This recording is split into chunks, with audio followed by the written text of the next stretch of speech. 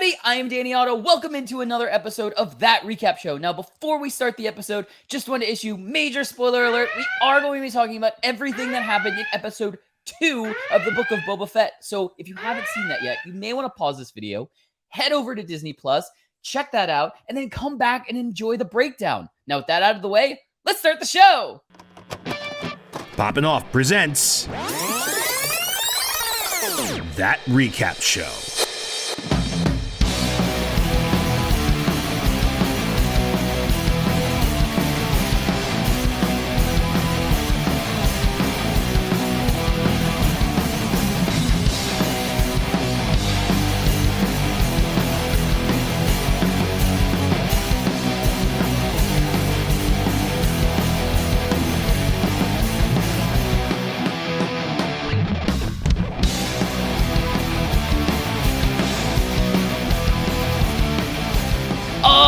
Joining with me to break down everything from episode 2 of the Book of Boba, it's the one, the only, it's Jon Rico! Hey, what's going on? Hey, chapter 2! Oof, man, that's a good one. I mean, you had to follow chapter 1 up with something even better. I just hope they keep getting better. Oh, yeah, definitely. I mean, instant reactions, we'll get right into it. Like, there's so much we could talk about, but we actually had to add another takeaway just because there were so many cool things to kind of talk about and unpack from this episode. So I don't want to step over any of that. So I'll just give my first, like, ridiculous, I guess, instant reaction was there's been from episode 1 and episode 2, there's always been mention of the mayor. We had the guy that came in the place of the mayor and was talking and is kind of, I guess, a jerk. I really don't know how to describe him.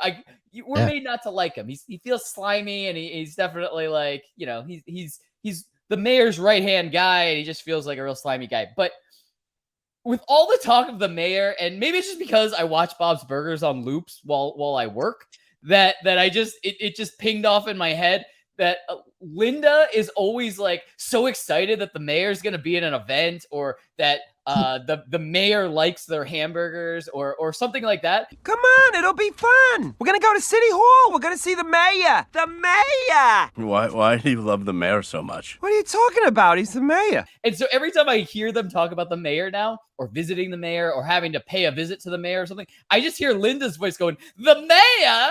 And I just like, that's the only thing that I can hear every time that they mention the mayor in this series. But anyway, like I said, ridiculous instant reaction that probably only me and, like, you know, 1% of anybody else is going to hear in their head every time they mention the mayor in this series. But Rico, what were some of your initial reactions to this episode? Man, I thought this was like a much faster paced episode than the first one, of course. A lot more dialogue, that's for sure.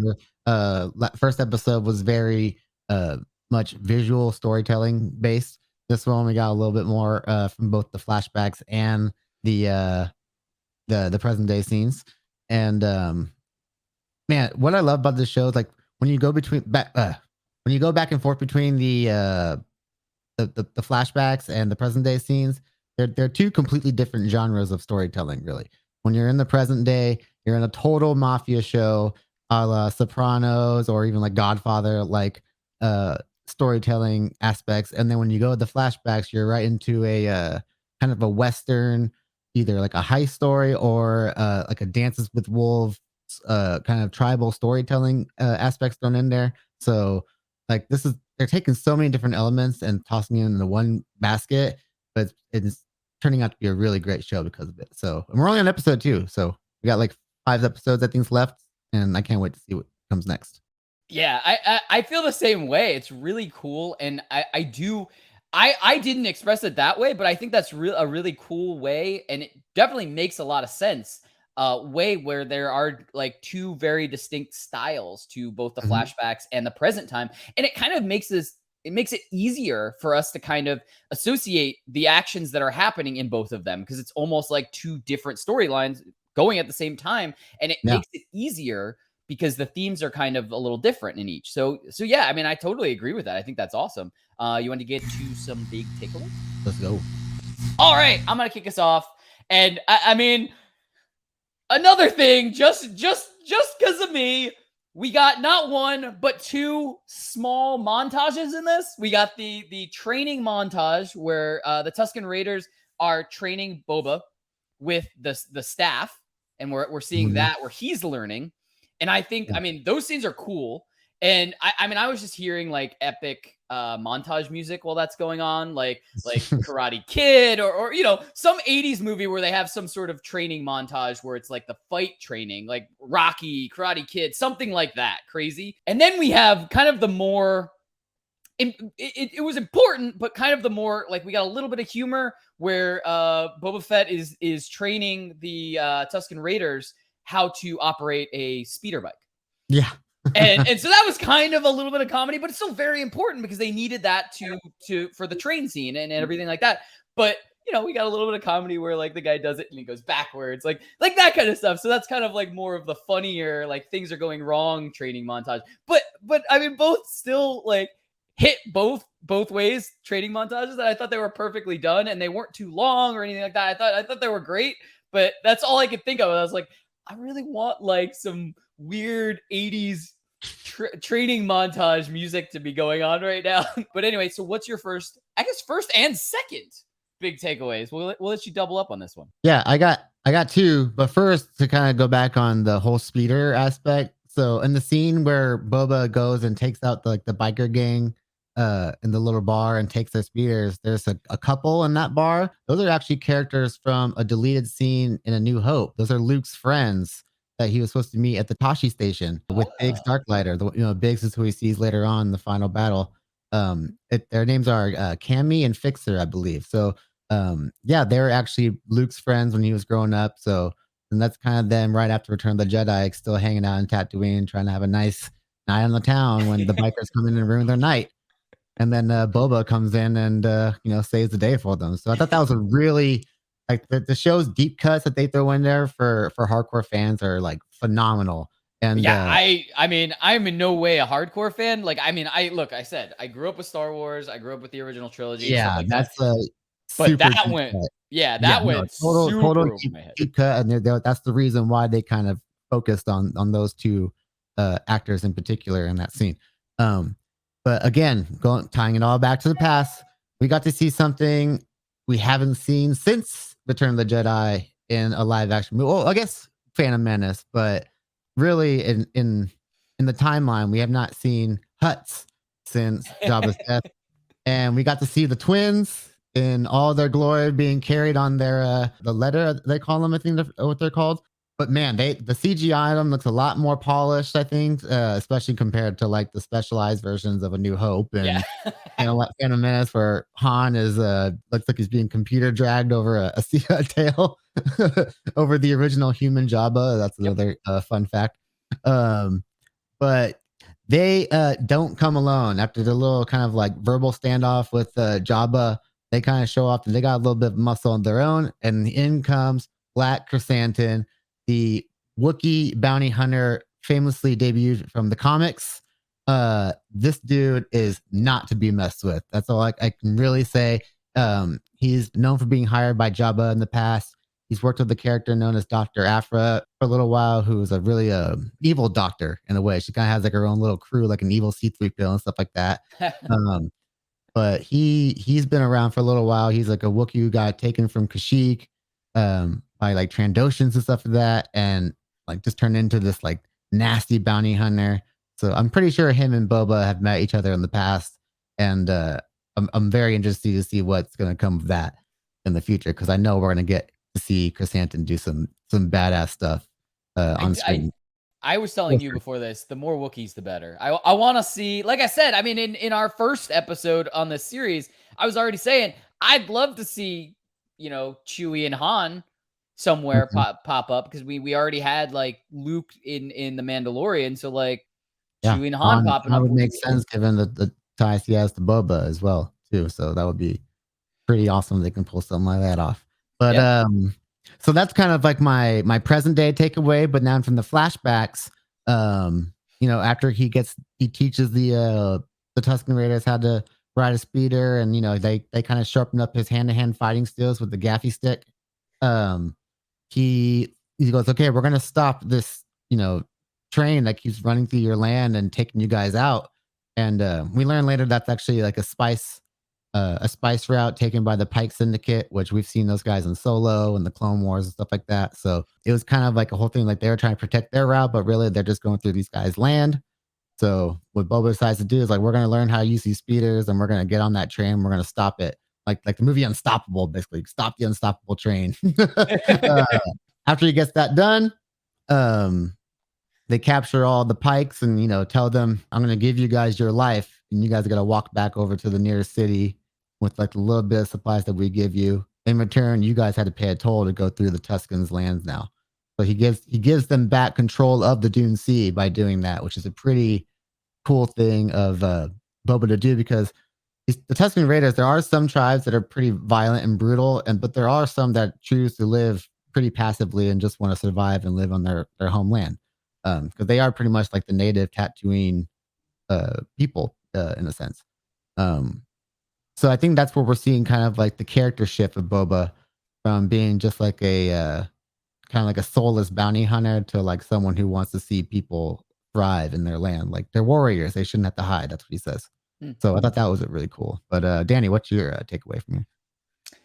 All right. Well, I mean, it's still kind of in the same vein that you were talking about, because I mean, I during the flashback, we really had, I mean, that was a bigger part of the episode, I feel like, in this one, where we're really building out not only seeing more about the Tusken Raiders and the kind of the hardship that they had to deal with, but we're seeing Boba kind of, come into his own, like you said, where he's kind of having that character shift and is kind of, I guess more like adopting these people as kind of like his people type of thing. Like he wants to protect them. It's the Dances with Wolves aspect of the show that we were talking about. It's like you said in the beginning. Yeah. But we see kind of like Boba basically becoming a Tusken Raider. I mean, we even had like where they're kind of giving him the robes to be a Tusken Raider, the ones that we see him in Mandalorian. So that it makes sense. Now we see why. We thought he killed some people to get that. Now we know. Now we really know. Yeah, I mean, and it makes sense. I mean, just like you said, I mean, it goes into like, the Western theme that you were bringing up in the beginning, where like this is like as if a cowboy got injured and stranded, and now he's kind of met a tribe of Native Americans that have kind of taught him their ways and kind of adopted him, and he in return has kind of adopted into their culture and kind of is a part of this now and wants to help them thrive and kind of protect them and moving forward, and even kind of set up stuff for them moving forward, like setting up, this is now a toll route for that train. Like that train now from now on is going to have to pay a toll to this tribe. And, that means like a lasting taking care of, like, because obviously we know at some point he's not going to be there anymore, because the present day scenes, he's now at Jabba's palace and stuff like that. And we don't see any Tusken Raiders around. So at some point in the flashbacks, he's going to depart and, meet people. So really, yeah, for sure. I think he's going to meet some people along the way as well. But also, after he stopped the train and stuff like that, he's kind of taken on a little spiritual journey. Like the freaking peyote lizard that goes through your nose. I'm not even sure what's going on there, but Boba goes on the trip of a lifetime. It seems like, where he's got to go through like this tree of life sort of looking thing, but he sees his father's helmet again. He sees himself in his father's helmet. Very Luke Vader type stuff there, which I thought was pretty cool. So it's almost like his Luke in the cave moment, right? For Boba. That's exactly what this is. And then we see like an image of young Boba on Camino, seeing the Slave One leave, which is obviously kind of foreshadowing maybe him getting the ship, of course, later on. And then, you see him come back from that journey with the branch that he makes his gaffy stick that we see him kicking ass with in Mandalorian season 2. Now we know how he knows how to fight with it now. From our training montage. Yeah, for sure. But one of my favorite parts was the very final shot of the episode was like them doing the tribal dance around the fire, like the real initiation of him into the Tusken Raider clan, right? And I think Tamora Morrison is like Maori, if I'm not mistaken, because he was Aquaman's father. in the movie, and that's like the whole Maori background. But that kind of reminds me of like them doing the haka, that kind of like warrior dance that gets them real like jacked up to fight. Like you can kind of see like that kind of warrior face he was putting on as he's doing the dance. So I thought that was a really cool thing. Like I wonder if he had like a little part in putting that like routine together with like his background stuff like that. But again, like them just bringing in those tribal aspects of it. So it's like Native American with little Maori aspects of it, and it's like well done, Star Wars, well done. I mean, one of my favorite parts, definitely not my absolute favorite part, but one of my favorite parts is when the lizard comes back out of his nose and he goes, "Oh, I thought I dreamt that." Yeah, he's like, "Whoa, okay."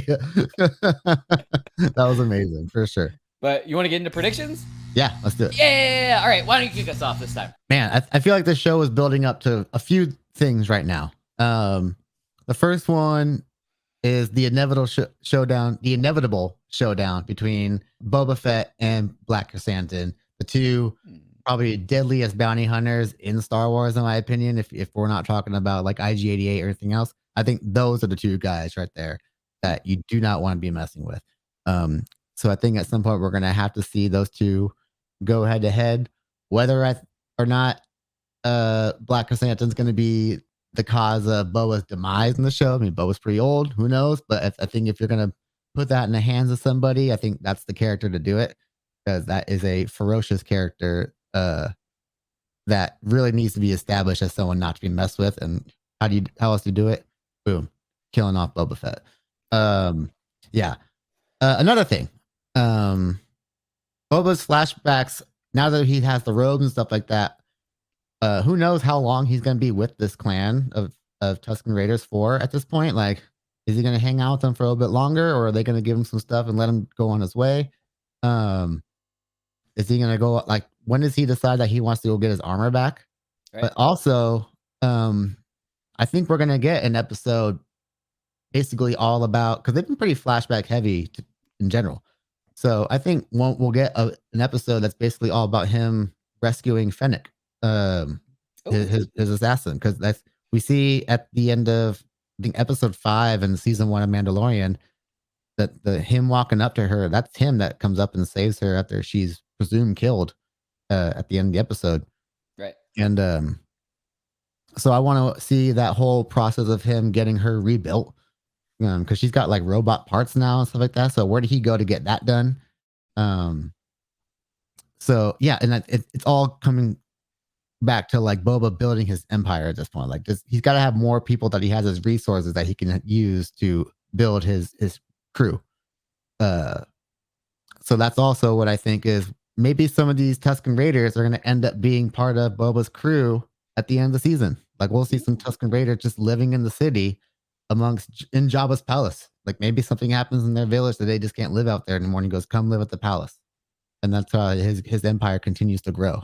So I think those are some really cool routes that we can take with those little story aspects that have been thrown in there for us so far.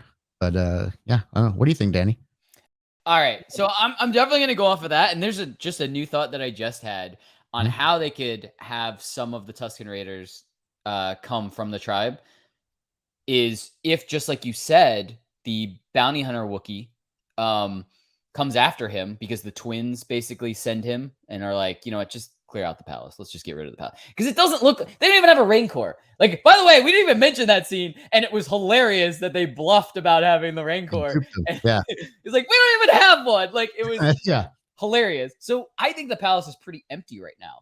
So, but just like you said, I think if he's in trouble, no matter what, unless there's a weird exiting from him and the Tusken Raiders, which I really don't think they're leading to them being any kind of, bad blood or awkwardness or something like that.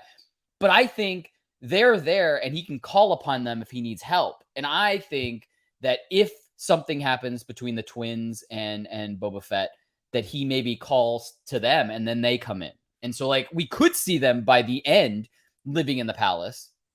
If not the whole tribe, then some of the people from the tribe living in the palace. But I think that would kind of be the event that would get them in, like would call upon them to the city for help, type of thing. But my original thought to kind of build is, I'm really waiting, just like you said, with like now we're seeing the steps in the flashbacks kind of build on each other to get Boba Fett to where he was when we saw him in The Mandalorian. So we knew that he was already kind of in Tusken Raider attire. We didn't know how he got that attire or how he got the staff or anything like that. But now we're putting those pieces together. And same thing with Fennec. We didn't know how they got together and why they were together after we saw her in Mandalorian, and then when we saw them again in the second season of Mandalorian. So it's really cool. We're kind of putting all of these past pieces together, and now I'm kind of just like following these, going, okay, when's it gonna come up that we're gonna, like, just like you said, the next step is when him and Fennec get together. And then after that, it's like, when are we going to see them on another planet interacting with Mando, basically? Right. And I'm following these steps and just hoping that we're going to get that in like a flashback or something. Because I just think maybe seeing Boba Fett watching Mando, like doing, I guess, good, and kind of distinguishing him from like, you know, just any other, like, you know, Mandalorian or any other thing. Like, we're seeing him like go on to adventures to kind of help people, almost like what he was doing with the Tusken Raiders type of thing. So I think it would be really cool to kind of just see that, but from the Book of Boba Fett series versus like when we saw it from the Mandalorian series type of thing. So it would just be a cool added thing. And so now I'm like, okay, when's this flashback gonna kind of sync up with those kind of events? Because now it's like every key event, now I'm waiting to see what's gonna happen there. But I really don't know what's gonna happen. Again, just like after the first episode, I think anything could happen in the next season or in the next episode, because it's like, just like you have said, is we're following two storylines kind of at the same time, and it's hard to pick out what the next natural progression is going to be in either one of them, because we kind of know like other key moments that are going to have to connect the flashbacks with the present day, but we don't know when or how long they're going to take to get to each key moment. So it's really cool because it keeps you guessing and wondering what's going to happen next episode. It's not really alluding to a bunch of stuff that's going to happen. We have a lot of like,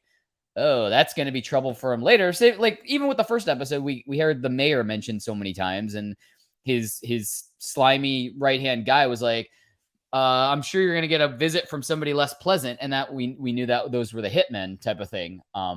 But like, yeah, but that was interesting though, because he treated Boba like a bounty hunter. Like, oh, thank you for bringing these guys here. They're not allowed to operate outside of hut space. His guard just freaking bops him right there in front of him. I was like, what the heck was that? So I wonder if the Hutts sent him. What I think is that the Hutts, that's the Hutts territory, right? I think the Hutts and the mayor know each other, obviously, right. Because you know, but I think that's the connection, because by then he already knew it. He was like, hey, go over to the cantina or whatever, and see what's up type of thing. Like, yeah. You know what I mean? Like, he already knew that was happening. So maybe that's why that was more of his attitude, because he knows like, oh, well, the Hutts are going to take care of it. Boba's just going to go back to being a bounty hunter, because the Hutts are going to basically step in and be like, this is ours now type of thing. So maybe that's very Game of Thronesy.